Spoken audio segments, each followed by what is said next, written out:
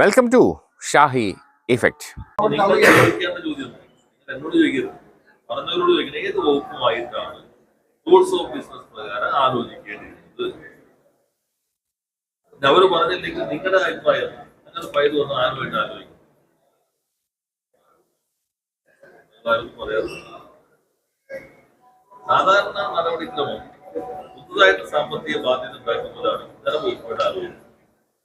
നിയമപരമായ പ്രശ്നങ്ങൾ ഉണ്ടെങ്കിൽ നിയമവകുപ്പുമായിട്ട് ആലോചിക്കും. മറ്റേതെങ്കിലും വകുപ്പുമായി ബന്ധപ്പെട്ട പുതിയ പ്രശ്നങ്ങൾ ഉണ്ടെങ്കിൽ ആ വകുപ്പുമായിട്ട് ആലോചിക്കും. ഇവിടെ പ്രഖ്യാപിക്കപ്പെട്ട ഒരു നയത്തെ അടിസ്ഥാനപ്പെടുത്തിയ തീരുമാനമാണ്.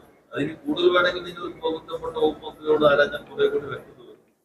നമ്മൾ കാണേണ്ടത് ഇപ്പോ കുറച്ച് സമയം ഈ നേരത്തെ ടെൻഡർ ആയിരുന്നില്ല, ഇപ്പൊ ടെൻഡർ പോയി.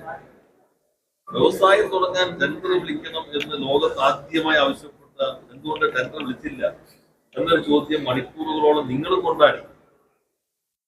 നിങ്ങളെ പഴയ പോലെയായിരുന്നു. നിങ്ങളുടെ കയ്യിൽ യന്ത്രം ഇരിക്കുന്നത് ഒന്ന് സെർച്ച് ചെയ്താൽ ലോകത്ത് സാറ്റിപ്പെട്ട് ചോദിക്കും, ലോകത്ത് എവിടെയെങ്കിലും ടെൻഡർ വിളിച്ച് വ്യവസായം തുടങ്ങുന്നുണ്ടോ?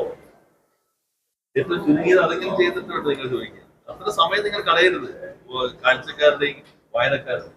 പകരം നിങ്ങൾ പറയാ വിഴിഞ്ഞം കോൺക്ലേവ് വളരെ നല്ല രീതിയിൽ ഇവിടെ വന്നാൽ ആരുടെയെങ്കിലും ഇന്റർവ്യൂ നിങ്ങൾ എടുത്തിട്ട് 5 മിനിറ്റ് കൊടുക്കാൻ വേണ്ടി എംബസി, ലോകത്തിലെ ഏറ്റവും പ്രധാനപ്പെട്ട കമ്പനി സറഫ് ഗ്രൂപ്പ് CEO ഇവര് കേരളത്തിൽ വന്നിരിക്കുന്നു. അവരെന്തിനു വന്നു? എന്താ നിങ്ങൾ കേരളത്തെ കുറിച്ച് അഭിപ്രായം? പഠിത്തിന്റെ ഏറ്റവും ഇവിടെ ആ കുഴപ്പമാണല്ലോ, എന്തിനാ വന്നത്? ആദ്യത്തെ ചോദിച്ച അനുഭവം നമ്മുടെ മുമ്പിൽ.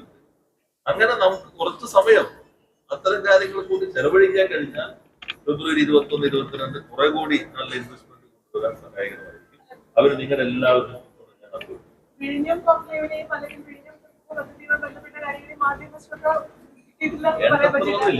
നിങ്ങളുടെ സഹകരണത്തിന് പ്രത്യേകം നന്ദി. എല്ലാ കാര്യങ്ങളും മാധ്യമങ്ങൾ കൊടുത്തിട്ടുണ്ട്. പക്ഷെ ഇക്കാര്യത്തില് മുന്നണിയിലെ ഘടകകക്ഷികൾ പോലും വലിയ എതിർപ്പ് നയിക്കുന്ന കാര്യത്തിലാണ് മാധ്യമങ്ങൾ ചോദ്യങ്ങൾ ചോദിക്കുന്നത്. എന്തുകൊണ്ടാണ് അവരെ പോലും വിശ്വാസത്തിലെടുക്കാൻ കഴിയാതിരുന്നത്? അത് മാത്രമാണ് ചോദ്യം. ഞാൻ ചോദിച്ചത് നിങ്ങൾ ആദ്യം ചോദിച്ച ചോദ്യമാകുമ്പോൾ സാധാരണ നമ്മളെല്ലാം ടെൻഡർ വിളിക്കുന്നത് തോന്നും. അപ്പൊ നമ്മൾ സാധാരണ കോമൺ സെൻസ് ചോദിക്കും, ഇവിടെ കേരളത്തിൽ ഏതെങ്കിലും കമ്പനി ടെൻഡർ ചോദിക്കാത്ത ഇതിപ്പോ ചോദിക്കുക മന്ത്രിസഭയിൽ വിവിധ അപ്പൊ രണ്ടാമത് ചോദിക്കുക മന്ത്രിസഭയിൽ ഇങ്ങനെ ഫയൽ വരുമ്പോ ഏത് വകുപ്പുമായിട്ട് ആലോചിക്കണമെന്നതായിരുന്നു അങ്ങയുടെ അഭിപ്രായം? അങ്ങനെ ഞാൻ കേട്ടില്ല, ഞാനതെല്ലാം കേട്ടു. അല്ല, ഞാൻ ചോദിച്ചതല്ല, ഏത് വകുപ്പായിട്ട് ആലോചിക്കണമെന്നതായിരുന്നു. പിന്നെ മന്ത്രിസഭ എന്താ? മന്ത്രിസഭ എന്ന് പറഞ്ഞാൽ എന്താ? അല്ല, ഞാൻ ഇത് ചോദിച്ചിട്ട് പറയാം. മന്ത്രിസഭ എന്ന് പറഞ്ഞാൽ എന്താ?